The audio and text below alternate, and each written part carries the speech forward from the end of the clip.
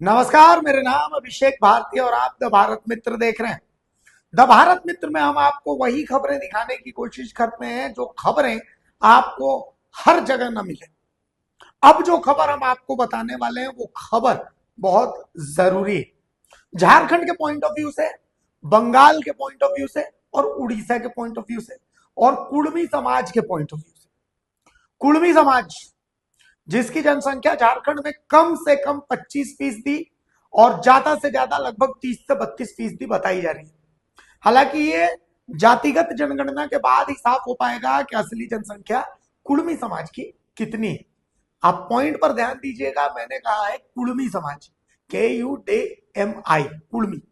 आखिर ये कुड़मी समाज क्या है और ये कुर्मी समाज से, कोयरी समाज से कैसे अलग है, सबसे पहले इसको समझने की जरूरत है, फिर हम आगे की बातचीत करते हैं। कुड़मी समाज एक ऐसा समाज है जो अपने आप को आदिवासी मानता है, यह अपने आप को सनातन का हिस्सा नहीं मानता है, यह अपने आप को अपने रीति रिवाजों वाला मानता है। आपको हम एक तस्वीर दिखाते हैं, एक अखबार की कटिंग दिखाते हैं। इस अखबार की कटिंग में आपको नजर आ रहा होगा कि कुड़मी समाज के नेताओं ने, कुड़मी समाज के एक संघ ने बीजेपी के राज्यसभा सांसद प्रदीप वर्मा से मुलाकात की है।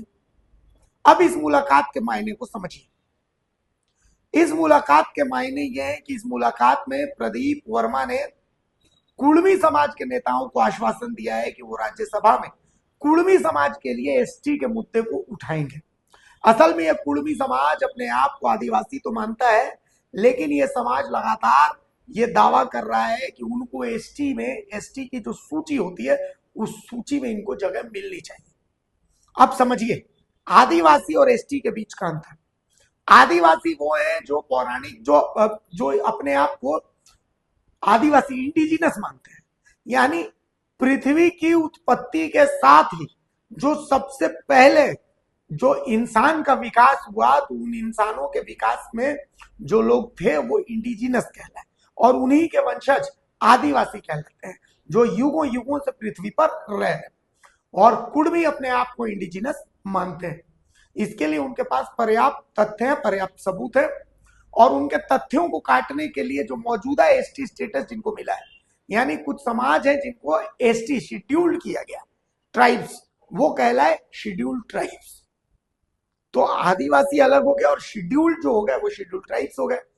तो कुड़मी आदिवासी अपने आप को मानते हैं, लेकिन उनका कहना है कि हमें शेड्यूल्ड ट्राइब में उस शेड्यूल किया जाए, यानी हमें उस लिस्ट में जगह दी जाए, क्योंकि हमारी परंपरा, हमारी मान्यताएं, सब कुछ पौराणिक, जो माफ कीजिए, पौराणिक शब्द का बार बार इस्तेमाल हो रहा है, जो है वो चल रहा है, ऐसा पुरातन काल से चल रहा है, और वो मतलब युगों युगों से ऐसा ही चला आ रहा है। उसमें हम पाषाण पूजा नहीं करते, हमारे यहाँ गुष्टी होती है, हम जो है टोटेमिक होते हैं, हम प्रकृति के पूजक हैं, जो सोहराय के गीत होते हैं, जो सरहुल के गीत होते हैं, तो ये सब जो बांधना पर्व होता है, तो ये सब हमारे युगों युगों से चली आ रही है हमारी। आप जो ट्रेडिशंस, उस ट्रेडिशंस को देखिए। तो इन्हीं सब पॉइंट्स को लेकर के प्रदीप वर्मा से कुड़मी समाज के नेता मिले हैं।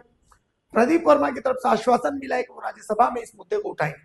अब इस मुद्दे को आप समझिए। प्रदीप वर्मा का नाम बीजेपी का प्रदेश अध्यक्ष बनने की लिस्ट में सबसे पहले दूसरे तीसरे नंबर पर आ रहा है, यानी वो रेस में है। प्रदीप वर्मा ने कुछ दिनों पहले कुछ झारखंड की भाषाओं को 5वीं अनुसूची में शामिल करने की मांग राज्यसभा में उठाई थी, जिसमें कुड़माली भी थी। अब प्रदीप वर्मा ये जो 25% से लेकर 30 से 32% का वोट बैंक है, इसकी राजनीति करना चाहते हैं।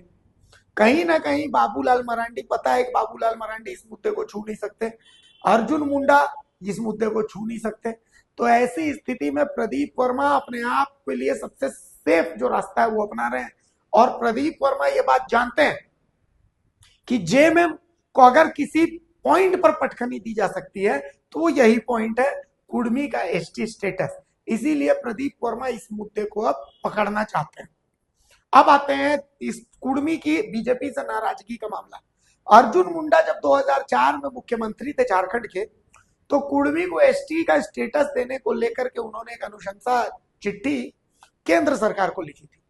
लेकिन जब फिर केंद्र में उनकी सरकार आई और वो खुद केंद्रीय जनजाति कल्याण मंत्री बने, तो अर्जुन मुंडा ने कहा कि ऐसा तो कोई अनुशंसा पत्र वहां पर है ही नहीं, ऐसा कोई पेंडिंग लेटर है नहीं जिस पर विचार किया जा सके। यानी कुल मिलाकर के इनडायरेक्टली उन्होंने कुर्मी का एसटी स्टेटस खारिज कर दिया। अब इसके पीछे एक और पेच है जिस पेच के बारे में लोग बात नहीं करते। अर्जुन मुंडा तामड़िया जनजाति से आते हैं।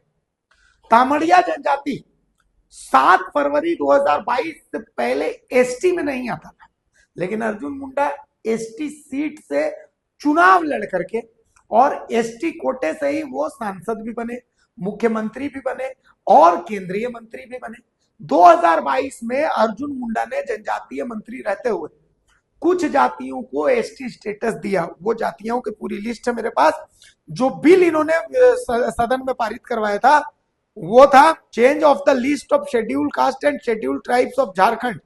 और इसमें यह हुआ इस बिल में कि तामड़िया, पुराना, देशवारी, गंजू, भोगता, दौलतबंदी जिसको दवालबंदी कहते हैं, पाटबंदी, राउत, मजिया, खैरी, इन सबको एसटी लिस्ट में इन्होंने शामिल किया।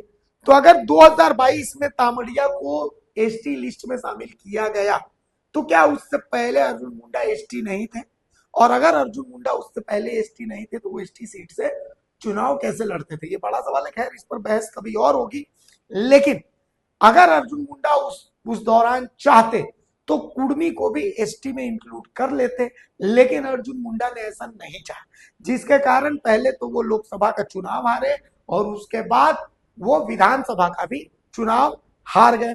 उनकी पत्नी भी विधानसभा का चुनाव हार गई। तो ऐसी स्थिति में अर्जुन मुंडा तो खुद डूबे ही। उन सीटों पर जहां बीजेपी को कुर्मी सीटें मिलती, कुर्मी वोट्स मिलती थी, वहां से कुर्मी वोट बीजेपी को मिलना बंद हो गया। और इसका खामियाजा सिर्फ बीजेपी नहीं, अब तक सुदेश महतो जिनका पारंपरिक वोट बैंक कुर्मी था, आज तक झेल रहे। चूंकि इसको लेकर के उन्होंने कभी भी केंद्र से सवाल नहीं किया और वो अब भी नहीं कर रहे। तो कुल मिलाकर के अब प्रदीप वर्मा एक नई पिच पर बैटिंग की तैयारी कर रहे हैं और वो पिच है कुर्मी पिच। तो क्या प्रदीप वर्मा अपने इस स्लिंग शॉट से जेएमएम और बीजेपी में जो उनके कंटेंडर्स हैं उन सब के विकेट गिराने में सक्षम होंगे या नहीं होंगे, ये देखना है।